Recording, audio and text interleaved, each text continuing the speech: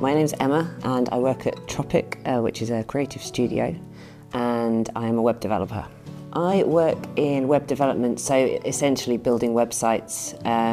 I get given the designs by the design team, and then I have to turn that into a website which works across all different screen sizes and devices and things like that. As a web developer, I spend my days, generally most of my time is spent building websites. I might come in the morning and check in on some other projects we've got going on with freelancers as well. After that, I probably just get my headphones on, disappear into a world of building websites, coding and things like that. It's quite a focused job. You do kind of have to just get your head down and get on with it. But also team meetings, talking about projects that are coming up or projects that have already finished and are just in the tail end where we're about to go live and get the website live to the world. In computer science and in web development, I think probably the three most important things. The main one is problem solving. The whole job is being faced with something that either doesn't work or you don't know how to do, and figuring out what you need to do to fix it or to make it happen. So if you like problem solving, it's a great career choice. I think an eye for detail as well. It's the kind of thing, if you're writing code and you miss a semicolon or something, the whole thing just breaks.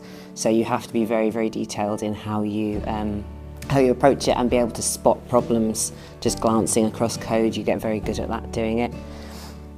The third one is, I think, communication, which is, I mean, that's any job really, but if you want to get into computer science and you can explain things well, that will make you stand out really well. If you can kind of take something complex and explain it in a way that anyone can understand, that's very valuable. I started out in a completely different industry. I used to do filmmaking and animation. I did that for some years. I really enjoyed it, but I found over time I just fancied a change. I think over COVID it made a lot of people reassess what they were doing, and I stopped and thought maybe I should try something different. I had been doing more animation work, and that's much more technical. It involves a tiny little bit of code sometimes, and I knew I enjoyed that. I found a free 5-day coding course, just a kind of little taster thing online. And then off the back of that, I signed up for a year's web development course, and that was funded by the PLA, the Personal Learning Account, through the Welsh Government. So I was able to do that, for free, which obviously it's a huge leap. It was a lot of time and effort and energy going into it, but it just made it that little bit easier. It took a bit of the risk out of it.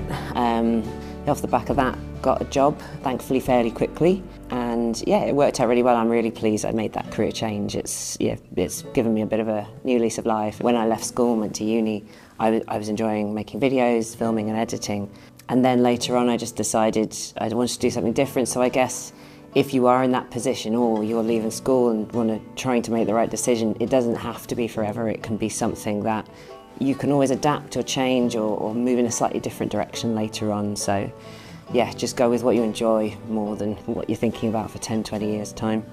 What I love about my job is, I think it's that I'm able to combine what I used to do, which was more creative, visual filmmaking and animation, together with the more technical code side of things. So I think I really enjoy that my job is still visual, it's still creative. I'm really enjoying putting kind of animations and interactions into websites as well, so little hover effects on buttons where it does something unexpected, having little animated things on websites. They make me really happy when I'm building them, and hopefully that translates into the people who are using the website as well. So for people considering working in the digital sector, I would say give stuff a go. There's so many free resources online that you can learn a little bit, you can try stuff out before you take that leap into, say, doing training or doing a course or a degree in something. Fantastic resources on YouTube tutorials and things like that, and so much of what you need is actually free now as well, the technologies you need. Give it a try, see if you like it, and yeah, enjoy it.